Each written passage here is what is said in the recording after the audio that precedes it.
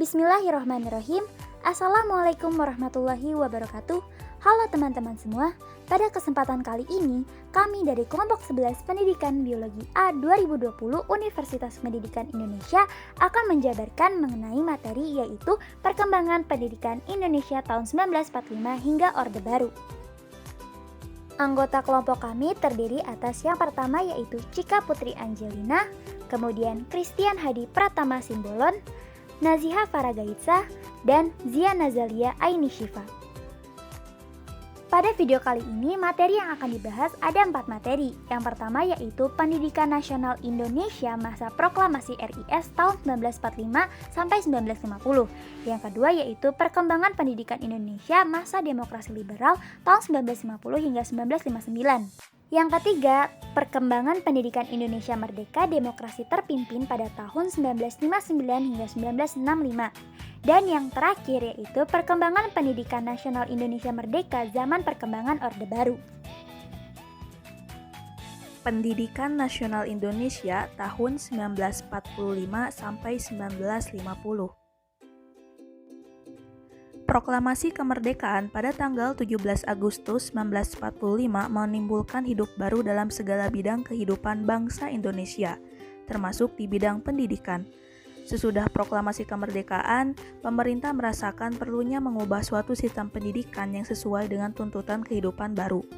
Beberapa bulan setelah proklamasi kemerdekaan, Ki Hajar Dewantara mengeluarkan instruksi umum yang menyerukan kepada para guru untuk membuang sistem pendidikan kolonial dan mengutamakan patriotisme. Instruksi umum tersebut berisi 5 poin, yaitu 1. Pengibaran sang merah putih setiap hari di halaman sekolah. 2. Menyanyikan lagu kebangsaan Indonesia Raya. 3. Menghentikan pengibaran bendera Jepang dan menghapuskan nyanyian Kimigayo. 4. Menghapuskan pelajaran bahasa Jepang serta segala upacara yang berasal dari pemerintah bala tentara Jepang. 5. Memberi semangat kebangsaan kepada semua murid. 1. Undang-Undang Dasar. UUD 1945 menjadi UUD sejak 18 Agustus 1945 hingga pengakuan kedaulatan Belanda yaitu pada tanggal 27 Desember 1949 dan dijadikan pedoman di lapangan pendidikan. Pasal dalam UUD 1945 yang menyatakan tentang pendidikan adalah pasal 31 yang berisi 1. Tiap-tiap warga negara berhak mendapat pengajaran. 2. Pemerintah mengusahakan dan menyelenggarakan satu sistem pengajaran yang diatur undang-undang. Konstitusi sementara RIS berlaku sejak 27 Desember 1949 sampai 17 Agustus 1950. Pasal-pasal yang menyatakan tentang pendidikan termasuk dalam bab 5 tentang hak-hak dan kebebasan dasar manusia terdapat dalam pasal 30 yang memuat ketentuan. 1. Tiap-tiap warga negara berhak mendapat pengajaran. 2. Memilih pengajaran yang akan diikuti adalah bebas. 3. Mengajar adalah bebas dengan tidak mengurangi pengawasan yang dilakukan terhadap itu menurut peraturan perundang-undangan. Pancasila sebagai dasar negara federal Republik Indonesia Serikat atau RIS terdiri atas rumusan 1. Ketuhanan yang Maha Esa, 2. Perikemanusiaan, 3. Kebangsaan, 4. Kerakyatan, dan 5. Keadilan sosial. 2. Tujuan dan dasar pendidikan. A. Tujuan pendidikan. Selama masa Negara Kesatuan I, yaitu 1945 sampai 1949, tujuan pendidikan hanya digariskan oleh Kementerian Pendidikan, Pengajaran dan Kebudayaan dalam bentuk keputusan Menteri 1 Maret 1946, yaitu warga negara sejati yang menyumbangkan tenaga dan pikiran untuk negara. Dasar pendidikan adalah Pancasila. Kemudian dasar pendidikan diadakan Kongres Pendidikan Indonesia di Solo 1947 di bawah pimpinan Prof. Sunaria Kalapaking yang bertujuan meninjau kembali berbagai masalah pendidikan.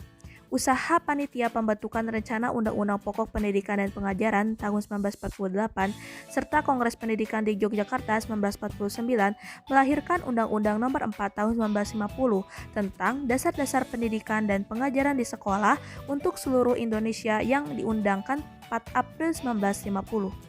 Undang-undang ini diberlakukan untuk seluruh wilayah Negara Kesatuan II yang diproklamasikan 17 Agustus 1950 melalui Undang-Undang Nomor 12 Tahun 1954 tentang pernyataan berlakunya Undang-Undang Nomor 4 Tahun 1950 dari RI dahulu tentang dasar-dasar pendidikan dan pengajaran di sekolah untuk seluruh Indonesia. Pasal dalam Undang-Undang Nomor 4 Tahun 1950. Pasal 3. Tujuan pendidikan dan pengajaran ialah membentuk manusia susila yang cakap dan warga negara yang demokratis serta bertanggung jawab terhadap kesejahteraan masyarakat dan tanah air. Pasal 4. Pendidikan dan pengajaran berdasarkan atas asas-asas yang termaktub dalam Pancasila UUD NRI dan atas kebudayaan bangsa Indonesia. Pasal 5 ayat 1, bahasa Indonesia sebagai bahasa persatuan adalah bahasa pengantar di sekolah-sekolah seluruh Indonesia. Pasal 5 ayat 2, di taman kanak-kanak dan 3 kelas yang terendah di sekolah rendah, bahasa daerah boleh dipergunakan sebagai bahasa pengantar. 3. Sistem persekolahan. Selama penjajahan Jepang, sistem persekolahan di Indonesia sudah dipersatukan dan terus disempurnakan dalam zaman Negara Kesatuan 1. Namun, dikarenakan masih ada daerah pendudukan oleh pemerintah kolonial Belanda, maka pelaksanaannya belum tercapai. Banyak pelajar yang berjuang untuk kemerdekaan sehingga tidak dapat bersekolah. Setelah dilakukan konsolidasi intensi 1945 sampai 1950, sistem persekolahan Indonesia dapat terselenggara yaitu terdiri atas pendidikan rendah, pendidikan menengah, dan pendidikan tinggi.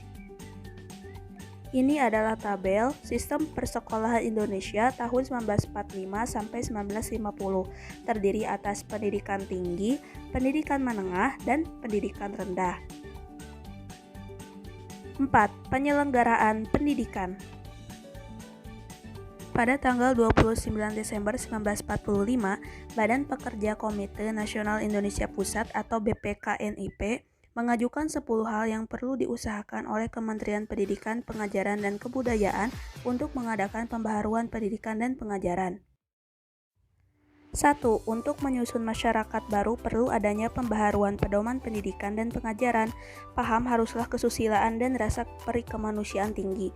Pendidikan membimbing murid menjadi warga negara yang bertanggung jawab. 2. Diadakan satu macam sekolah untuk segala lapisan masyarakat guna memperkuat kesatuan rakyat. Semua sekolah harus terbuka untuk setiap laki-laki maupun perempuan. 3. Hendaknya metodik yang berlaku di sekolah berdasarkan sistem sekolah kerja, agar aktivitas rakyat pada pekerjaan tangan bisa berkembang luas. 4. Hendaknya diadakan perguruan orang dewasa yang memberi pengajaran pemberantasan buta huruf yang bersifat ilmu rakyat, dengan memperhatikan garis-garis besar pada pasal 1. 5. Pengajaran agama mendapat tempat teratur hingga mendapat perhatian yang semestinya dan tidak mengurangi kemerdekaan golongan kepercayaan yang dipeluknya. Kemudian, madrasah dan pesantren hendaklah mendapat perhatian dan bantuan nyata dari pemerintah. 6. Pengajaran tinggi hendaknya diadakan seluas-luasnya dan jika perlu dengan mempergunakan bantuan kekuatan bangsa asing sebagai guru besar. 7. Kewajiban sekolah lambat laun dijalankan dengan ketentuan paling lama 10 tahun, bisa berlaku sempurna dan merata. 8. Pengajaran teknik dan ekonomi terutama pertanian, industri, pelayaran, dan perikanan hendaknya mendapat perhatian istimewa. 9. Pengajaran kesehatan dan olahraga hendaknya teratur sebaik-baiknya hingga kemudian menghasilkan kecerdasan rakyat harmonis. 10. Di sekolah rendah tidak dipungut uang sekolah. Sekolah menengah dan perguruan tinggi hendaknya diadakan aturan pembebasan biaya dan tunjangannya yang luas sehingga dapat mempermudah para siswa.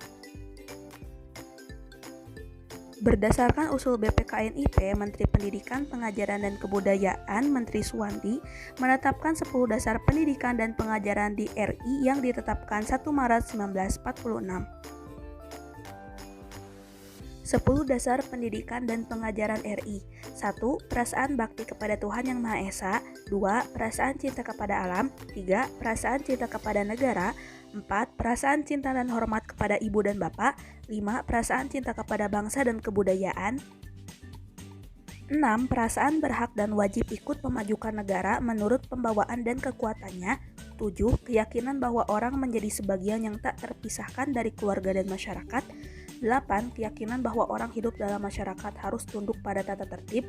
9. Keyakinan bahwa pada dasarnya manusia itu sama harganya, sebab itu berhubungan sesama anggota masyarakat harus bersifat hormat menghormati, berdasarkan atas rasa keadilan dan berpegang teguh atas harga diri sendiri. 10.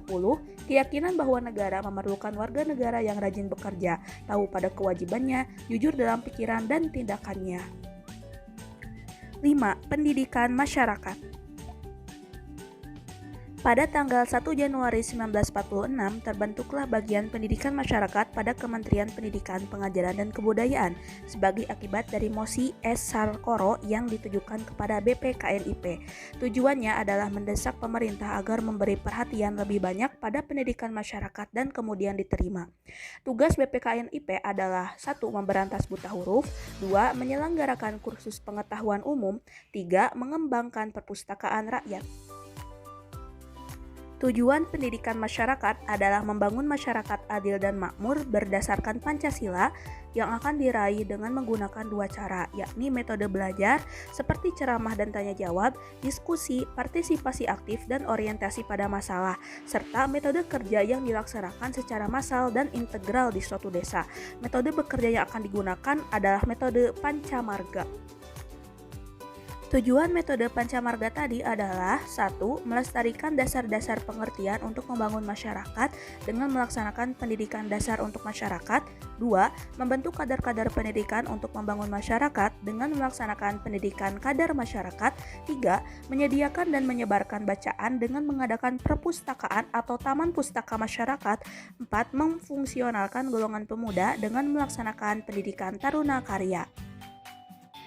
Melalui surat keputusan nomor 104/BHG.0/1946 Menteri Pendidikan, Pengajaran, dan Kebudayaan Suwandi membentuk panitia penyelidik pengajaran di bawah Ki Hajar Dewantara.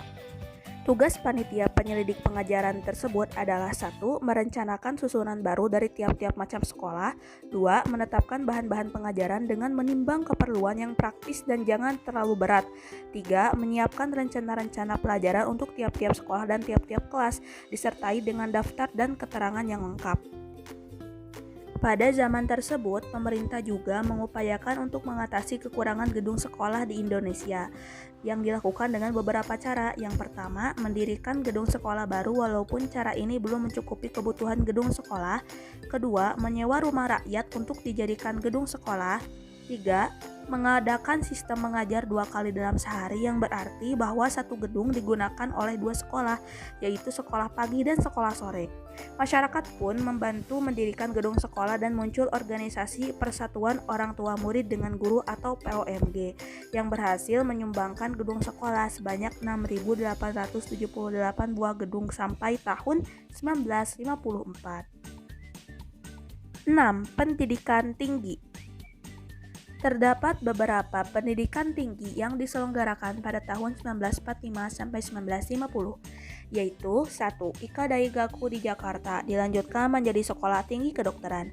2. Sekolah Tinggi Hukum serta Sastra dan Filsafat dibuka 1946, tetapi ditutup oleh penguasa Belanda setelah aksi militer 1 1947. Kuliah masih ada tetapi informal.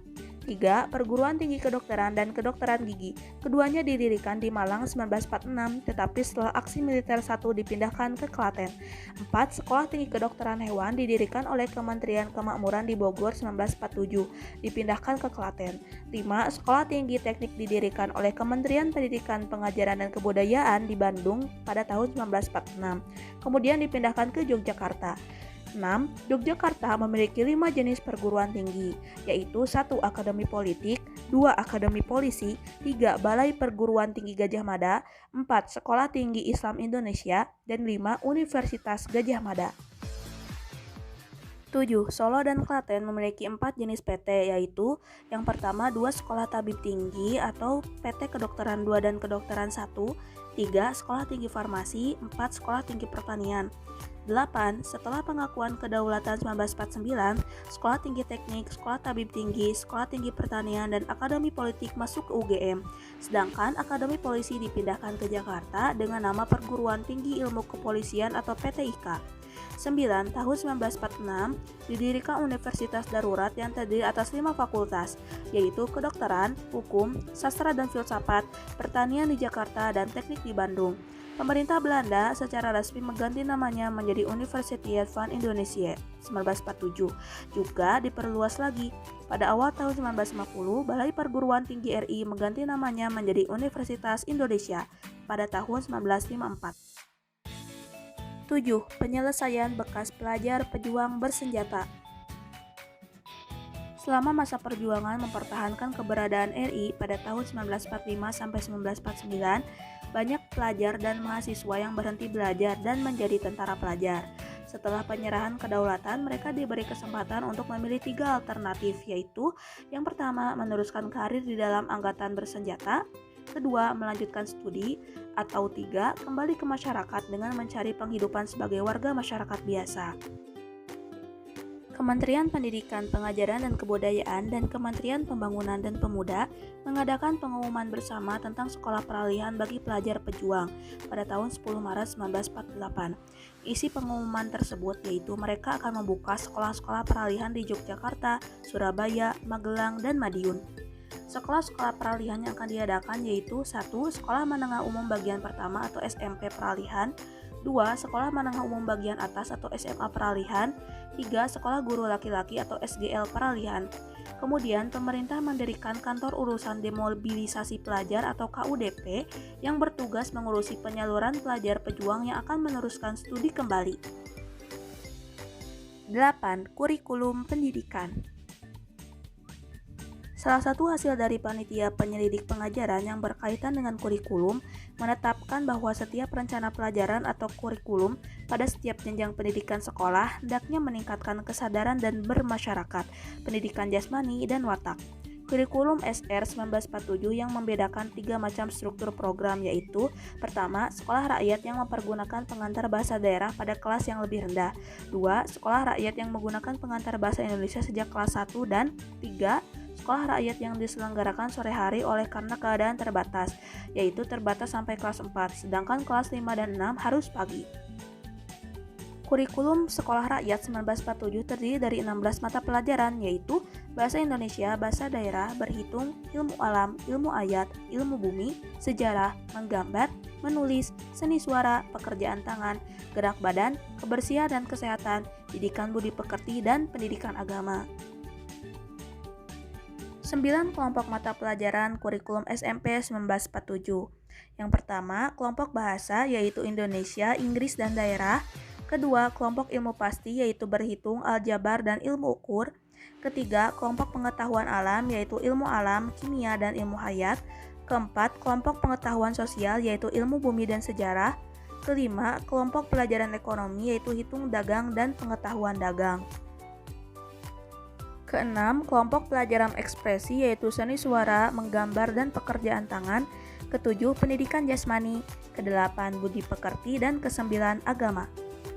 Untuk kurikulum SMA tidak jauh berbeda dengan kurikulum AMS. SMA terdiri atas SMA bagian A yaitu jurusan sastra dan SMA bagian B jurusan ilmu pasti dan alam. Kurikulum ini berlaku sampai tahun 1952. Selanjutnya yaitu perkembangan pendidikan Indonesia masa demokrasi liberal tahun 1950 sampai 1959. Berdasarkan UU nomor 12 tahun 1954, berlaku untuk seluruh Indonesia ialah membentuk manusia susila yang cakap dan warga negara yang demokratis serta bertanggung jawab terhadap kesejahteraan masyarakat dan tanah air pada pasal 3. Pendidikan dan pengajaran berdasarkan atas asas-asas yang bermaktub dalam Pancasila, Undang-Undang Dasar Negara Kesatuan, dan atas kebudayaan kebangsaan Indonesia pada pasal 4. Pada pasal 5 dinyatakan bahwa bahasa Indonesia sebagai bahasa persatuan adalah bahasa pengantar di sekolah-sekolah di seluruh Indonesia. Dan pada pasal 5 ayat 2 dinyatakan di taman kanak-kanak dan 3 kelas yang terendah di sekolah rendah bahasa daerah boleh dipergunakan sebagai bahasa pengantar. Kemudian, UU nomor 4 tahun 1950 mulai berlaku di seluruh Indonesia dalam rangka Negara Kesatuan pada tanggal 18 Maret 1954 setelah menjadi UU nomor 12 tahun 1954. Sistem persekolahan berdasarkan UU nomor 12 tahun 1954. Pada pasal 6 ayat 1 dijelaskan bahwa pendidikan dan pengajaran taman kanak-kanak, pendidikan dan pengajaran rendah, pendidikan dan pengajaran menengah, dan pendidikan dan pengajaran tinggi. Pada pasal 6 ayat 2, pendidikan dan pengajaran luar biasa diberikan dengan khusus untuk mereka yang membutuhkan. Pasal 7 ayat 1, pendidikan dan pengajaran taman kanak-kanak bermaksud menuntun timbulnya rohani dan jasmani kanak-kanak sebelum ia masuk sekolah rendah. Kemudian pada pasal 7 ayat 2, pendidikan dan pengajaran rendah bermaksud menuntun rohani dan jasmani kanak-kanak, memberikan kesempatan kepadanya guna mengembangkan bakat dan kesukaannya masing-masing dan memberikan dasar-dasar pengetahuan, kecakapan, kepangkasan, baik lahir maupun batin. Pada pasal 7 ayat 3, pendidikan dan pengajaran menengah umum dan FAK bermaksud melanjutkan dan meluaskan pendidikan dan pengajaran yang diberikan di sekolah rendah untuk mengembangkan cita-cita hidup serta membimbing kesanggupan murid sebagai anggota masyarakat, mendidik tenaga-tenaga ahli dalam berbagai lapangan khusus sesuai dengan bakat masing-masing dan kebutuhan masyarakat dan atau mempersiapkannya bagi pendidikan dan pengajaran tinggi. Kemudian pada pasal 7 ayat 4 dijelaskan bahwa pendidikan dan pengajaran tinggi bermaksud memberi kesempatan kepada pelajar untuk menjadi orang yang dapat memberi pimpinan di dalam masyarakat dan yang dapat memelihara kemajuan ilmu dan kemajuan hidup masyarakat. Dan pada pasal 7 ayat 5 menjelaskan bahwa pendidikan dan pengajaran luar biasa bermaksud memberi pendidikan dan pengajaran kepada orang-orang yang dalam keadaan kekurangan baik jasmani maupun rohaninya supaya dapat memiliki kehidupan lahir dan batin yang layak. Perubahan sekolah-sekolah tahun ajaran 1945-1950. Yang pertama ada sekolah rakyat atau SR. Sekolah rakyat atau SR ini dibagi dua. Yang pertama ada SR negeri dan yang kedua ada SR partikulir. SR negeri. Semua SR negeri harus menjadi sekolah biasa dengan bahasa Indonesia sebagai bahasa pengantar. Kelas-kelas pemulihan dibuka untuk murid-murid SR yang tadinya memakai bahasa Belanda sebagai bahasa pengantar. Kelas-kelas pemulihan ini boleh memakai bahasa Belanda sebagai bahasa pengantar dengan keterangan bahwa sekelas harus dialihkan ke bahasa Indonesia. Di kota-kota besar, kelas-kelas pemulihan menjadi sekolah yang berdiri sendiri. Kemudian ada SR partikulir yang terdiri atas bersubsidi. Bahasa pengantar yang digunakan adalah bahasa Indonesia. Di samping itu harus memakai rencana pelajaran SR negeri dan boleh menambah pelajaran lain dengan persetujuan Kementerian Pendidikan, Pengajaran, dan Kebudayaan. Yang kedua, tak bersubsidi. Bahasa pengantar digunakan sesukanya. Bahasa Indonesia adalah mata pelajaran yang diwajibkan. Pengawasan ada pada pemerintah. Yang ketiga yaitu istimewa. Bahasa Belanda digunakan sebagai bahasa pengantar. SR partikulir ini diperuntukkan bagi anak-anak warga negara Belanda yang bekerja pada pemerintahan Indonesia. Boleh menerima anak-anak warga negara lain, tunjangan guru dari pemerintah berdasarkan jumlah murid. Kemudian ada SD1, SD2, dan SD3. SD1 menjadi SD 3 tahun. SD2, murid-murid kelas 1 naik ke kelas 2 boleh menempuh ujian penghabisan SD. Yang tak lulus dan tak menempuh ujian masuk kelas 3 SD. Kelas 2 belum ada. Kemudian SD3 menjadi SEM. Kemudian SKG, SPNS, dan GOSFO. SKG dan SPNS 2 tahun menjadi SKP 3 tahun. Murid-murid SKG kelas 1 yang naik kelas 2 masuk kelas 2 SKP. Murid-murid SKG kelas 2 yang tak ada kemungkinan untuk masuk kelas 3 SKP yang tak lulus masuk kelas 2 SKP. GOSFO dirubah menjadi SGKP. Selanjutnya yaitu VHO, HMS, HBS, dan MHS. Yang pertama yaitu VHO. Kelas-kelas VHO menjadi kelas-kelas istimewa SMA. Dalam praktek VHO seluruhnya diubah menjadi SMA istimewa. Murid-murid kelas 2 pada akhir tahun pelajaran 1949-1950 menempuh ujian penghabisan RIS. Murid-murid yang naik kelas 2 masuk kelas 3 1 ST SMA bersama-sama dengan mereka yang tak lulus. Murid-murid kelas 1 VHO yang tak naik kelas 2 1 ST SMA. Yang kedua yaitu AMS. AMS menjadi SMA. Kelas-kelasnya menjadi kelas-kelas SMA yang setingkat. Yang ketiga yaitu HBS. Herstel HBS dihapus menjadi SMAB. Konkordat THBS menjadi usaha partikulir. Perubahan Herstel HBS menjadi SMAB sebagai berikut. Yang pertama yaitu murid-murid HBS yang naik kelas 5 masuk kelas 3 SMAB.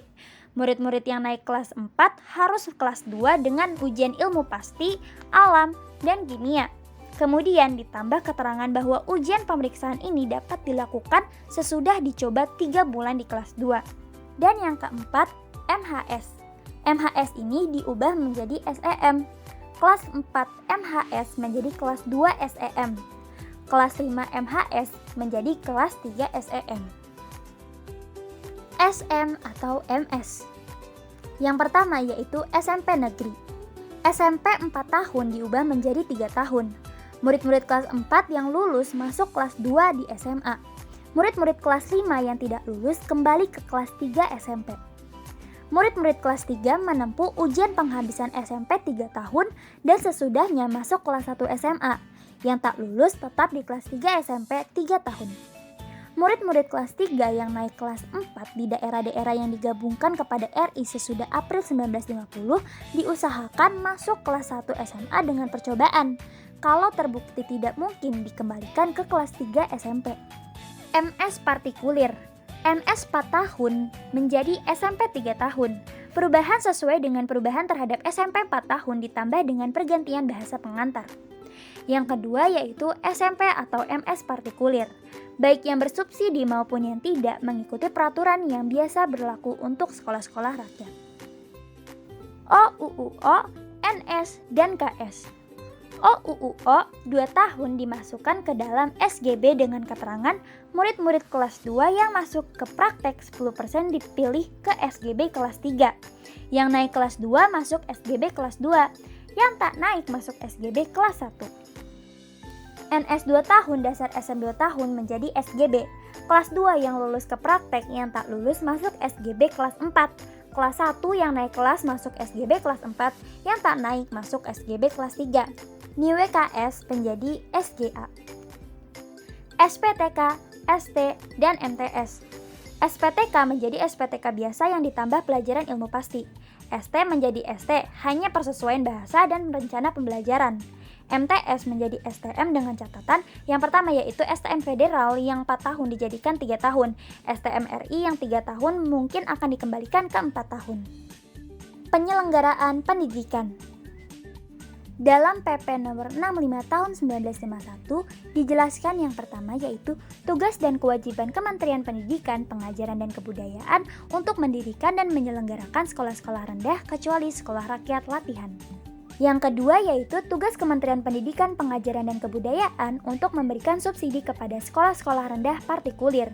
Yang ketiga, sekolah-sekolah rendah dengan segala urusan mengenai penyelenggaraan. Kemudian, yang keempat, Kementerian Pendidikan, Pengajaran dan Kebudayaan dan urusan-urusan mengenai yang pertama yaitu pendirian dan penyelenggaraan kursus-kursus pengetahuan umum KPU tingkat B dan C dan pemberian subsidi kepada kursus-kursus partikulir semacam itu. Yang kedua, perpustakaan rakyat tingkat menengah dan atas.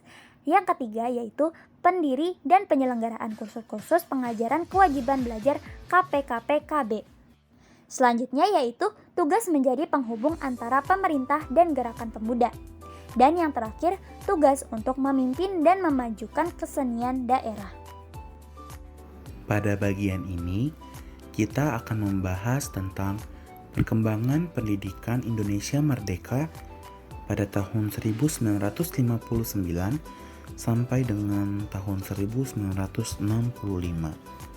Dan yang akan dibahas pada bagian ini adalah tujuan dan dasar pendidikan, sistem persekolahan, dan penyelenggaraan pendidikan. Yang pertama, tujuan dan dasar pendidikan. Secara formal, tujuan pendidikan nasional Indonesia adalah sebagaimana yang tertulis dalam UU nomor 12 tahun 1954, yaitu manusia susila yang cakap dan warga negara yang demokratis serta bertanggung jawab tentang kesejahteraan masyarakat dan tanah air. Dasarnya adalah Pancasila dan kebudayaan bangsa Indonesia. Namun realitanya terjadi perubahan yang tertulis dalam Keputusan Presiden RI nomor 145 tahun 1965 tentang nama dan rumusan induk sistem pendidikan nasional.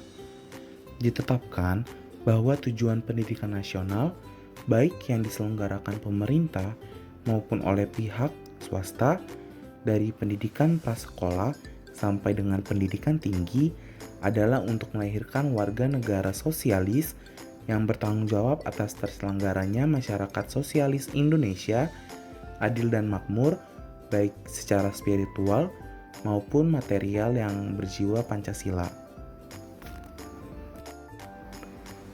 Dalam Tab MPRS nomor 2, garis miring MPRS, garis miring 1960, yang menjelaskan tentang garis-garis besar pola pembangunan nasional semesta berencana tahapan pertama, antara lain dinyatakan, politik dan sistem pendidikan nasional kita, baik yang diselenggarakan oleh pihak pemerintah maupun oleh pihak swasta, dari pendidikan prasekolah sampai dengan pendidikan tinggi, supaya melahirkan warga negara yang berjiwa Pancasila, ialah A. Ketuhanan yang Maha Esa, B. Peri kemanusiaan yang adil dan beradab, C. Kebangsaan, D. Kerakyatan, dan yang terakhir poin E. Keadilan sosial, yang berjiwa patriot komplit, supaya melahirkan tenaga-tenaga kejuruan yang ahli dan berjiwa revolusi Agustus 1945, suatu politik dan sistem pendidikan yang menitikberatkan pada pendidikan kejuruan. Lalu kita lanjut ke bagian sistem persekolahan. Gagasan-gagasan baru tentang sistem pendidikan nasional muncul dan terkristalisasi dalam usul yang disusun setelah dikeluarkannya Keputusan Presiden nomor 145 tahun 1965 tentang nama dan rumusan induk sistem pendidikan nasional. Gagasan-gagasan yang diusulkan tentang pendidikan nasional antara lain sebagai berikut. Yang pertama, pendidikan nasional.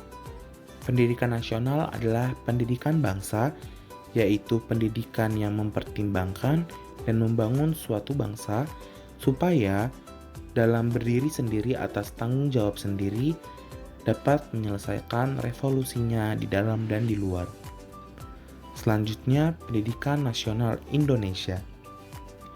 Pendidikan nasional Indonesia adalah pendidikan yang secara spiritual membina bangsa yang berpancasila dan melaksanakan UUD 45, sosialisme Indonesia, demokrasi terpimpin, kepribadian Indonesia, dan merealisasikan ketiga kerangka tujuan revolusi Indonesia A yang sesuai dengan Manipol, yaitu membentuk negara kesatuan Republik Indonesia berwilayah dari Sabang sampai Merauke, menyelenggarakan suatu masyarakat sosialis Indonesia yang adil dan makmur lahir batin, melenyapkan kolonialisme, mengusahakan susunan dunia baru tanpa penjajahan, penindasan dan penghisapan ke arah perdamaian, persahabatan internasional yang sejati dan abadi.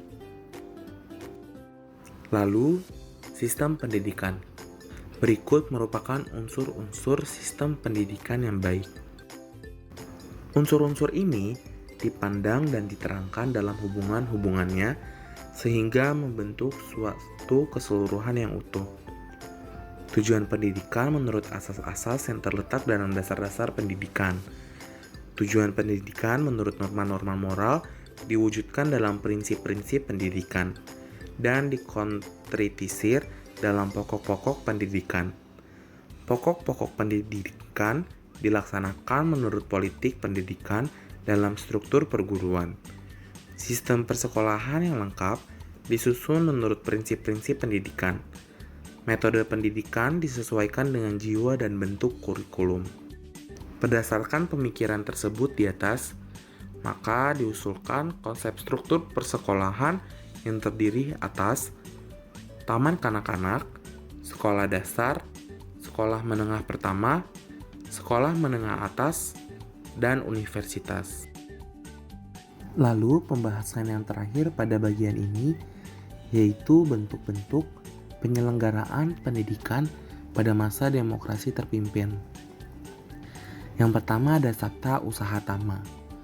Pada tanggal 17 Agustus tahun 1959, Menteri Muda Pendidikan, Pengajaran dan Kebudayaan mengeluarkan instruksi yang disebut sebagai Sabta Usaha Tama, yang terdiri atas penertiban aparatur dan usaha-usaha Kementerian Pendidikan, Pengajaran dan Kebudayaan, menggiatkan kesenian dan unsur olahraga, mengharuskan usaha halaman, mengharuskan penabungan, dan membentuk regu kerja di kalangan SLA dan universitas. Selanjutnya ada Pancawardhana.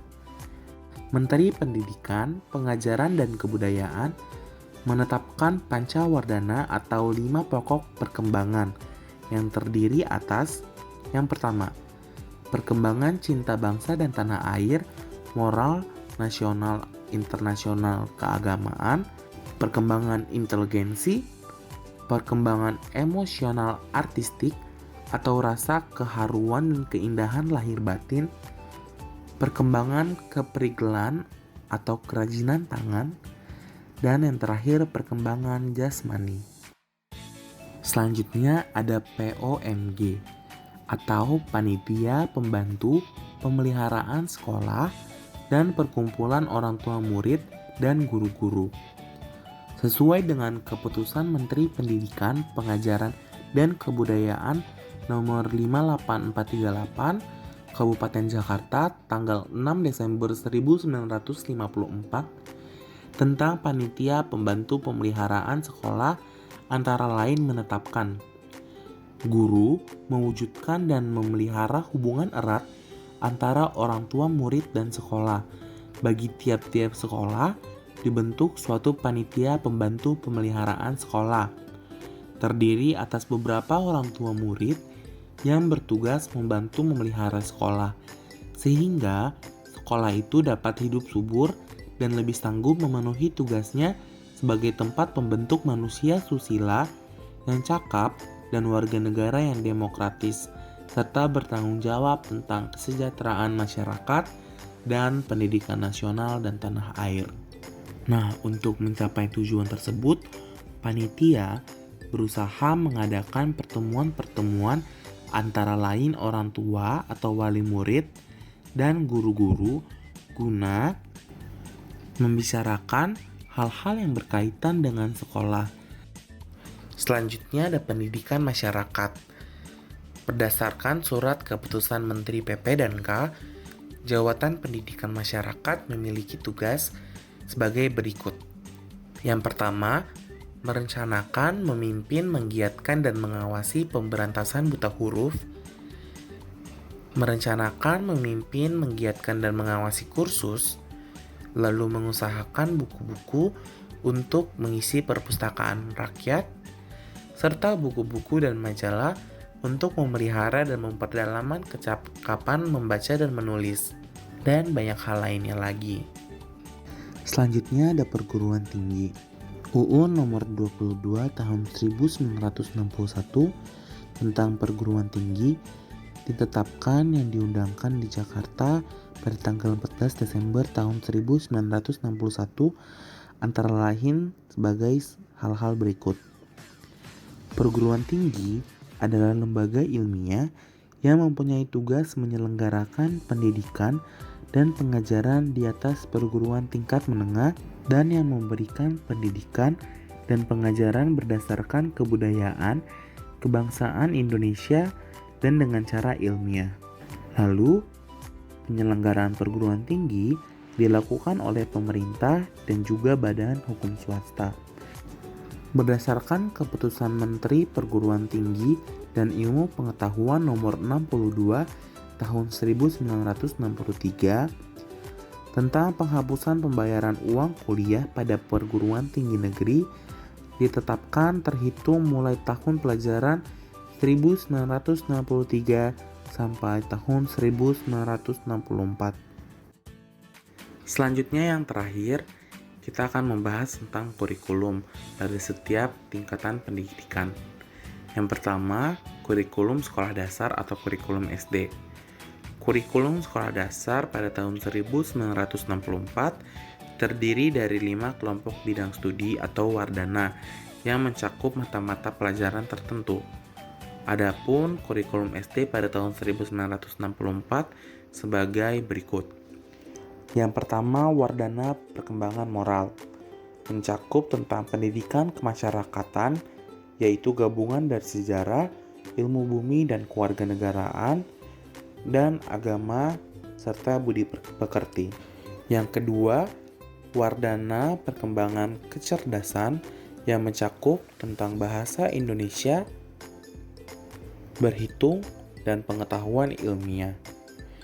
Yang ketiga, ada Wardana Perkembangan Emosional atau Artistik, mencakup pendidikan kesenian, yaitu seni suara atau musik, seni lukis atau rupa, seni tari, dan seni sastra atau drama. Yang keempat ada Wardana Perkembangan Keprigelan, mencakup pendidikan keprigelan yang terdiri atas pertanian, peternakan, industri kecil, pekerjaan tangan, koperasi atau tabungan, dan keprigelan lainnya. Dan yang terakhir ada Wardana Perkembangan Jasmani, mencakup pendidikan jasmani atau kesehatan. Di samping itu, sekolah harus melaksanakan Hari Krida. Lalu, kurikulum SMA. Selama demokrasi terpimpin, kurikulum SMA mengalami 3 kali perubahan, yaitu pada tahun 1952, tahun 1961, dan tahun 1964. Kurikulum pada tahun 1952 dikembangkan dalam konferensi Direktur SMA di Bogor pada tanggal 30 sampai 6 Februari 1952. SMA terdiri atas bagian A, bahasa atau sastra, bagian B, ilmu pasti dan alam, dan bagian C, ekonomi. Kurikulum SMA bagian A terdiri atas yang pertama, yang pokok, mencakup mata pelajaran bahasa dan kesusastraan Indonesia, bahasa daerah Jawa kuno, bahasa Inggris, bahasa Prancis, bahasa Jerman, sejarah, dan ilmu bumi. Lalu yang penting, mencakup mata pelajaran seperti sejarah kesenian, sejarah kebudayaan, ilmu bangsa-bangsa, ekonomi, tata negara, dan kewarganegaraan. Lalu yang terakhir yang pelengkap, mencakup mata pelajaran aljabar, ilmu kesehatan, menggambar, dan pendidikan agama. Sedangkan kurikulum SMA bagian B terdiri atas yang pertama, yang pokok, mencakup pelajaran aljabar, ilmu ukur sudut, ilmu ukur ruang, ilmu alam, mekanika, ilmu kimia, dan ilmu hayat dan kesehatan. Dan yang penting, mencakup mata pelajaran bahasa Indonesia dan bahasa Inggris. Serta yang terakhir yaitu yang pelengkap, mencakup mata pelajaran bahasa Jerman, bahasa Prancis, bumi alam dan falak, sejarah, tata negara dan kewarganegaraan, ekonomi, tata buku, menggambar, dan pendidikan agama. Lalu yang terakhir, kurikulum SMA bagian C terdiri atas yang pertama, yang pokok, mencakup atas mata pelajaran tata negara dan kewarganegaraan, tata hukum, ekonomi, ilmu bumi sosial dan ekonomi, ilmu bangsa-bangsa, dan sejarah. Yang penting, mencakup mata pelajaran pengetahuan dan hitung, tata buku, sejarah perekonomian, bahasa Indonesia, dan bahasa Inggris. Dan yang pelengkap, mencakup mata pelajaran bahasa Jerman, bahasa Prancis, ilmu kimia dan pengetahuan bahan, aljabar, ilmu kesehatan, menggambar, pendidikan jasmani, dan pendidikan agama. Penjurusan di SMA mulai dilakukan di kelas 3 dan menghapus jurusan A, B, dan C dengan menggantinya menjadi jurusan budaya, sosial, ilmu pasti, dan ilmu alam. Kurikulum SMA pada tahun 1961 disebut juga sebagai kurikulum SMA Gaya Baru. Selanjutnya, kita memasuki perkembangan pendidikan nasional Indonesia Merdeka pada zaman perkembangan Orde Baru. Perkembangan pendidikan nasional Indonesia tahun 1966 sampai 1969 yaitu pada zaman awal Orde Baru atau transisi. Undang-Undang Dasar Orde Baru dimulai setelah penumpasan G30 SPKI dan ditandai oleh upaya melaksanakan UUD 1945. Pelaksanaannya dilengkapi dengan 24 ketetapan MPRS, 1 resolusi MPRS, dan 1 keputusan MPRS tahun 1966. Tujuan dan dasar pendidikan dikoreksi melalui TAP MPRS nomor 22/MPRS/1966 tentang agama, pendidikan, dan kebudayaan. Ketetapan ini memuat 7 pasal yang isinya adalah sebagai berikut. Pasal 1 mengubah diktum ketetapan MPRS nomor 2/MPRS/1960 pada bab 2 pasal 2 ayat 3 dengan menghapuskan kata dengan pengertian bahwa murid-murid dewasa menyatakan keberatannya sehingga kalimatnya berbunyi sebagai berikut. Menetapkan pendidikan agama menjadi mata pelajaran di sekolah mulai dari sekolah dasar sampai dengan universitas negeri. Pasal 2. Dasar pendidikan adalah falsafah negara Pancasila. Pasal 3. Tujuan pendidikan adalah membentuk manusia Pancasila yang sejati berdasarkan ketentuan-ketentuan seperti yang dikehendaki oleh pembukaan Undang-Undang Dasar 1945 dan isi Undang-Undang Dasar 1945. Pasal 5, semua peraturan perundang-undangan dalam bidang pendidikan termasuk penetapan Presiden nomor 19 tahun 1965 yang tidak sesuai dengan Undang-Undang Dasar 1945 supaya ditindaklanjuti kembali. Pasal 6 tentang pelaksanaan anggaran belanja negara untuk bidang pendidikan yang berjumlah 25%. Dan pada pasal 7 tentang memperkuat ketetapan MPRS nomor 2/MPRS/1960 tentang kebudayaan dan menghilangkan kalimat pada lampiran A1 nomor 12. Sistem persekolahan pada dasarnya masih tetap mengikuti struktur lama berdasarkan UU nomor 12 tahun 1954 dan UU nomor 22 tahun 1961. Penyempurnaan kurikulum pendidikan sekolah meliputi kurikulum SD, SMP, dan SMA. Kurikulum SD 1964 diubah menjadi kurikulum SD 1968. Dasar, tujuan, dan asas pendidikan Pancasila di sekolah dasar mencakup 5 prinsip, yaitu prinsip umum pelaksanaan pendidikan nasional Pancasila menganut prinsip integritas, kontinuitas, dan sinkronisasi. Landasan ideal mencakup 3 ketentuan pokok, yaitu 1. Dasar pendidikan nasional adalah falsafah Pancasila. 2. Tujuan pendidikan adalah membentuk manusia Pancasila sejati. Dan 3. Isi pendidikan nasional terdiri atas 3 hal, yaitu mempertinggi budi mental pekerti dan memperkuat keyakinan beragama, dan mempertinggi kecerdasan dan keterampilan serta membina atau mengembangkan fisik yang kuat dan sehat. Prinsip umum pembinaan kurikulum mencakup 3 hal, yaitu kriteria pemilihan bahan atau isi kurikulum, prinsip-prinsip didaktik dan metodik, dan sistem evaluasi yang menyeluruh, kontinu, dan objektif. Prinsip-prinsip pendidikan sekolah dasar mencakup 2 hal, yaitu tujuan pendidikan sekolah dasar dan garis-garis besar kurikulum sekolah dasar. Sedangkan asas-asas didaktik metodik sekolah dasar yang uraiannya sama dengan yang tercantum dalam kurikulum SD 1964. Kurikulum SMP 1962 disempurnakan menjadi kurikulum SMP 1967 dan mulai berlaku tahun 1968. Struktur kurikulumnya adalah sebagai berikut. A. Kelompok pembinaan jiwa Pancasila.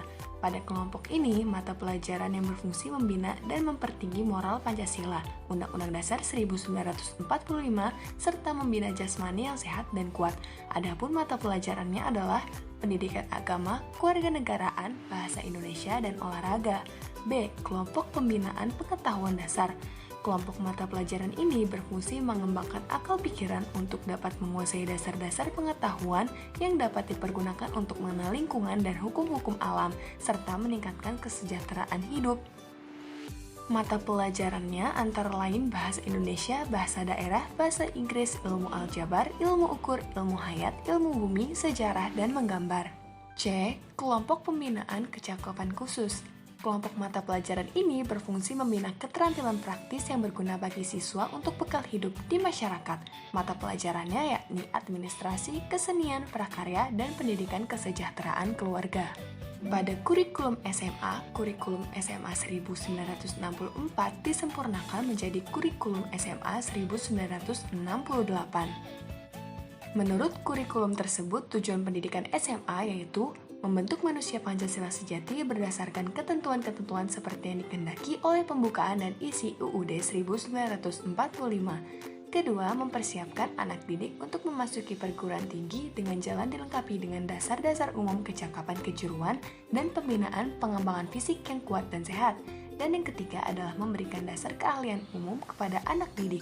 Susunan kurikulum SMA 1968 adalah sebagai berikut. A. Kelompok pembinaan jiwa Pancasila mencakup mata pelajaran pendidikan agama, pendidikan kewarganegaraan, bahasa Indonesia, dan pendidikan olahraga. B. Kelompok pembinaan pengetahuan dasar mencakup mata pelajaran sejarah, geografi, sastra, dan lain-lain. C. Kelompok pembinaan kecakapan khusus mencakup mata pelajaran pendidikan kesejahteraan keluarga, prakarya, seperti kesenian, bahasa, keterampilan, dan lain-lain. Selanjutnya ada kurikulum sekolah kejuruan. Pada tahun 1967 disusun kurikulum baru yang disebut dengan kurikulum 1968. Karakteristik kurikulum sekolah kejuruan 1968 adalah A. Tujuan pendidikan adalah agar siswa melanjutkan ke jenjang pendidikan yang lebih tinggi dan sekaligus dipersiapkan untuk memasuki dunia kerja. B. Titik berat ditekankan pada materi pelajaran. C. Orientasi pengajaran pada guru, artinya guru yang aktif dan siswa yang pasif. D. Pada umumnya, komunikasi pengajaran hanya satu arah. E. Organisasi kurikulum bervariasi antara satu jenis sekolah dengan jenis sekolah kejuruan lainnya. F. Dokumen kurikulum hanya berbentuk struktur program dan pada jenis sekolah ini dilengkapi dengan uraian mata pelajaran.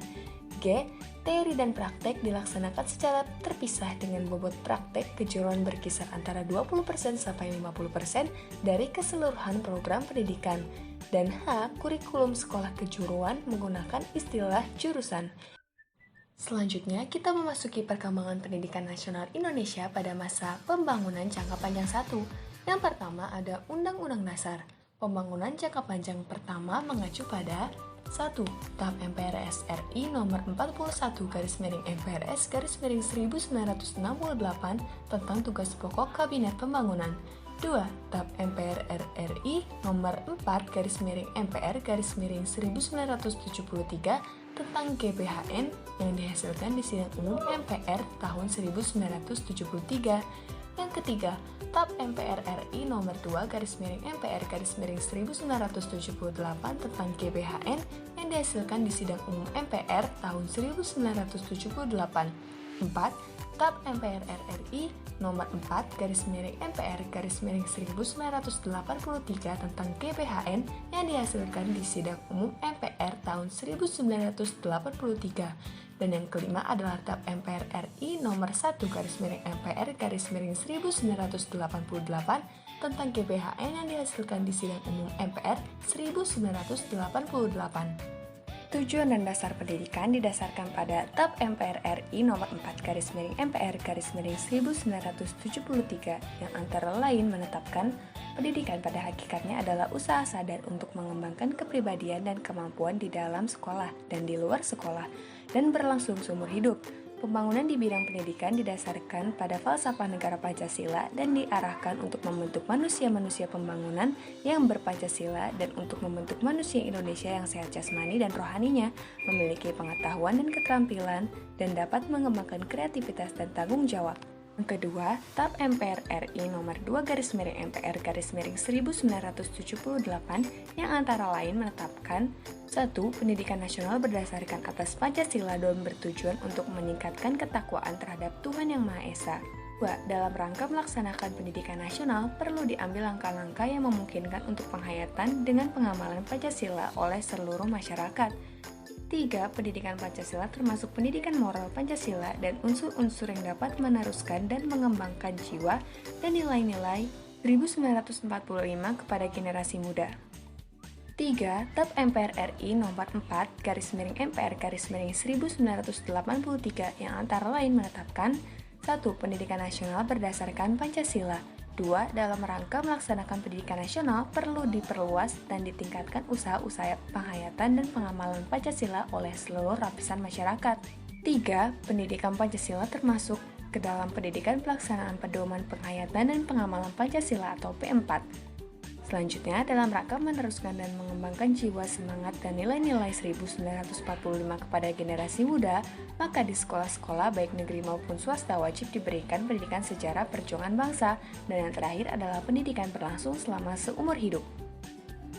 Selanjutnya, ada TAP MPR RI nomor 2/MPR/1988 yang diantara lain menetapkan bahwa pendidikan nasional berdasarkan Pancasila. Pendidikan merupakan proses budaya untuk meningkatkan harkat dan martabat manusia, dan dalam rangka mencapai tujuan pendidikan nasional, perlu segera disempurnakan sistem pendidikan nasional yang berpedoman pada Undang-Undang mengenai Pendidikan Nasional. Dan yang terakhir adalah Undang-Undang Nomor 2 Tahun 1989 yang diantaranya menyatakan pada pasal 2 pendidikan nasional berdasarkan Pancasila dan Undang-Undang Dasar 1945, dan pada pasal 4 pendidikan nasional bertujuan untuk mencerdaskan kehidupan bangsa dan mengembangkan manusia Indonesia seutuhnya. Sistem pendidikan dan persekolahan menganut Undang-Undang Nomor 2 Tahun 1989. Menurut UU ini, sistem persekolahan terdiri atas 3 jenjang pendidikan, yaitu yang pertama pendidikan dasar yang mencakup sekolah dasar dan sekolah lanjut tingkat pertama, yang kedua pendidikan menengah yang mencakup sekolah menengah umum atau SMU dan sekolah menengah kejuruan atau SMK, dan yang ketiga adalah pendidikan tinggi yang memiliki 2 macam program, yaitu program pendidikan akademik dan program pendidikan profesional. Untuk program pembangunan pendidikan yang diselenggarakan pada masa PJP1 ini antara lain adalah sebagai berikut. Yang pertama adalah perluasan dan pemerataan kesempatan pendidikan. Hal tersebut bertujuan untuk menciptakan suatu keadaan sehingga setiap orang memiliki kesempatan yang sama untuk memperoleh pendidikan, sehingga pada tahap ini banyak dibangun unit gedung baru atau UGB.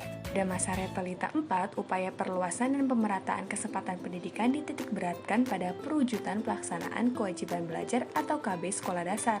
Dan pada masa Repelita 5, upaya perluasan dan pemerataan kesempatan belajar diprioritaskan pada perluasan kesempatan belajar pada jenjang pendidikan di atasnya atau SLTP sebagai persiapan kewajiban belajar 9 tahun. Pada masa ini juga dilakukan pengembangan sekolah keguruan yaitu SPG dan SGO dimulai pada tahun 1978 sampai pada tahun 1979. Dari 17 buah meningkat menjadi 574 buah pada akhir Repelita 5 atau sekitar 34 kali lipat dari jumlah semula. Selanjutnya ada peningkatan mutu pendidikan. Upaya peningkatan mutu pendidikan pada masa PJP1 antara lain adalah 1. Pengadaan alat pendidikan untuk SD, SMP, SMA, sekolah kejuruan, sekolah keguruan, dan untuk jenjang pendidikan negeri. Yang kedua adalah pengadaan buku pengajar SD, SMP, SMA, sekolah kejuruan, sekolah keguruan, dan pendidikan tinggi.